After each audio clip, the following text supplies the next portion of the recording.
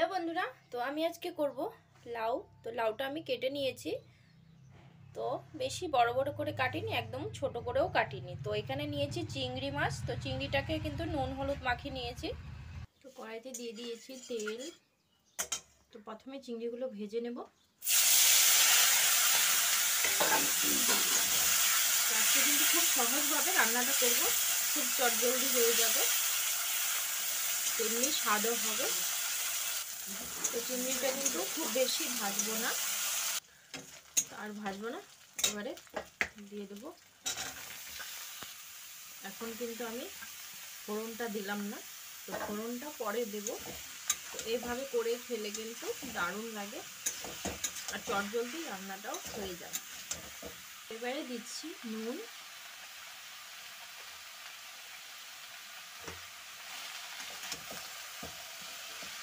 তো এবারে একটু ঢাকা দিয়ে রাখবো। তো আবারও একবার ঢাকনাটা সরিয়ে একবার নাড়াচাড়া করে নেব। তো কিন্তু অলরেডি জল বেরোনো স্টার্ট হয়ে গেছে। অতিরিক্ত কোনো মশলাও ব্যবহার করব না, খুবই সিম্পলি রান্নাটা হবে। লাউটা কিন্তু অর্ধেক সেদ্ধ হয়ে গেছে। তো এবারে আমি দিচ্ছি জিরে গুঁড়ো, এবারে দিচ্ছি হলুদ গুঁড়ো, খুব বেশি দেব না। এবারে দিচ্ছি কয়েকটা কাঁচা লঙ্কা। তো কাঁচা লঙ্কা কিন্তু না দিলে ভালো লাগবে না, আর সুন্দর একটা ফ্লেভার আসে কাঁচা লঙ্কাতে। তো এবারে কিন্তু আমি আর ঢাকা দেব না। তো এটা এবারে আমি একটু আদা দিয়ে দিচ্ছি। এবারে আমি এটা নামিয়ে নেব, নামিয়ে ফোড়ন দিয়ে দিচ্ছি। এবার ওই যে নামিয়ে নিলাম, আরও কড়াইটা একটু ধুয়ে আবারও দিয়ে দিচ্ছি তেল ফোড়নের জন্য। তো বেশি দেওয়ার দরকার নেই। ফোড়নের জন্য দিচ্ছি দুটো তেজপাতা, শুকনো লঙ্কা দিচ্ছি 5 ফোড়ন।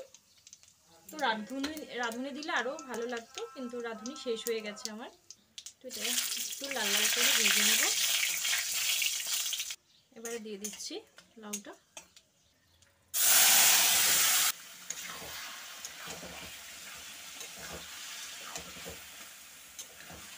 তো এভাবে রান্না করলে কিন্তু দারুণ সুগন্ধ থাকে, ফোড়নের যেটা সুগন্ধ সেটা কিন্তু খুবই ভালো লাগে। তো আমি কিন্তু চিনি এখনো দিইনি, তো একটু চিনি দেব।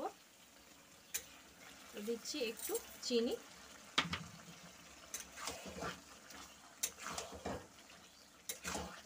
তো এবারে ধনেপাতা কুচি দিয়ে নামিয়ে নেব। দিয়ে দিচ্ছি ধনেপাতা। তো এই যে লাউ চিংড়ি কিন্তু রেডি হয়ে গেল। চলো, খুবই সহজে। তো চলো, তোমাদের কেমন লাগলো, ভালো লাগলে অবশ্যই লাইক কমেন্ট শেয়ার করো। চ্যানেলে যারা নতুন আছে চ্যানেলটিকে সাবস্ক্রাইব করে দিও। পরবর্তী ভিডিওতে আবারও দেখা হচ্ছে। ততক্ষণের জন্য ভালো থাকো, সুস্থ থাকো, টাটা।